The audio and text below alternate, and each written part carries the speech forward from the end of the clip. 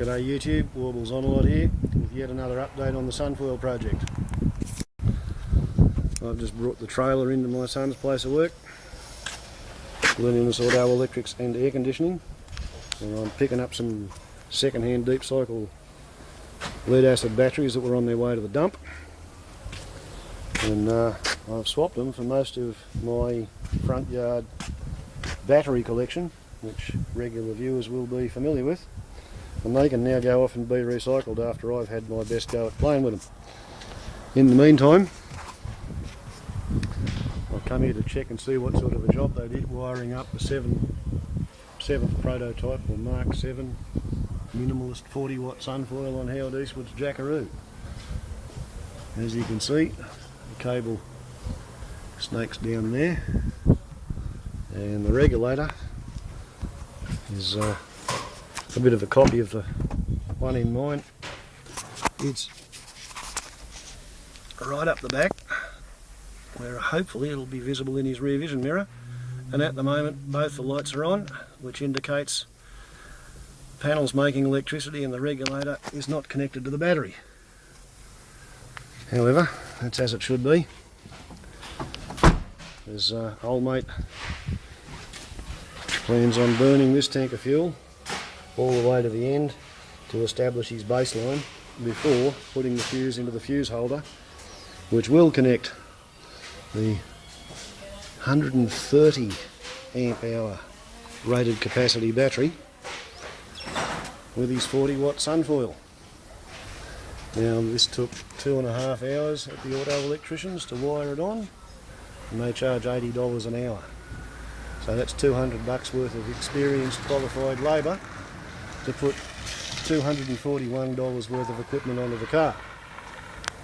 I'm going to guess they used about $10 or $15 worth of cable to do that.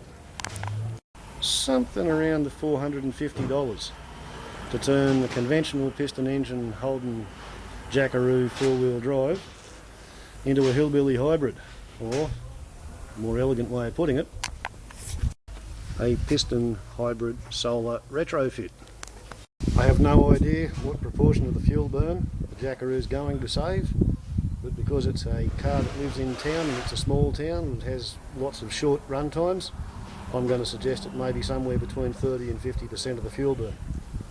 So that's good, that's a good news day. The other piece of really good news is that John Solar 283, I think's the channel name, in the state of Maine in America, let me know this morning that the only thing holding him up with his Sunfoil project is the formal approval from the highway authorities at the Maine Department of Transport, because he's gone and asked them, is he allowed to do it? And their first response was, it's got to be wired up by a qualified electrician. Well, that's what we've done here. Their second response is they're going to examine his mounting technique and the method of fixing it to the car. So, well, I guess if he's done a good job of mounting it to his vehicle and it gets okayed by the Maine State Department of Transport Highway Authority, then we're going to have some level of government acknowledgement that Sunfoils are acceptable on road vehicles. I think that's pretty cool, actually. I mean, I didn't bother asking my highway authorities. I just consider that it's a species of roof rack. It's mounted on a roof rack.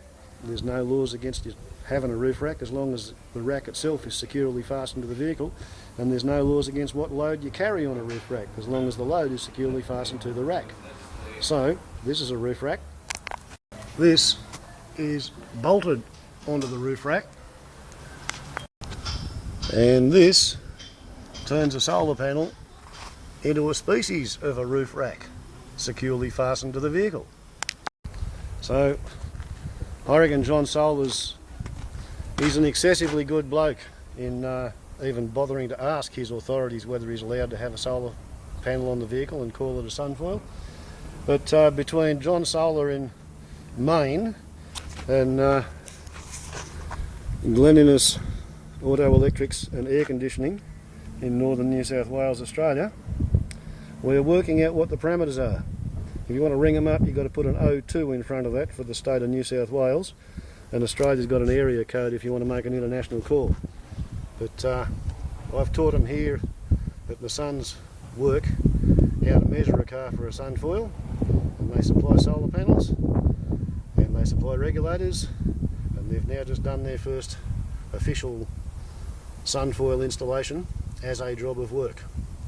So the project continues. Ciao!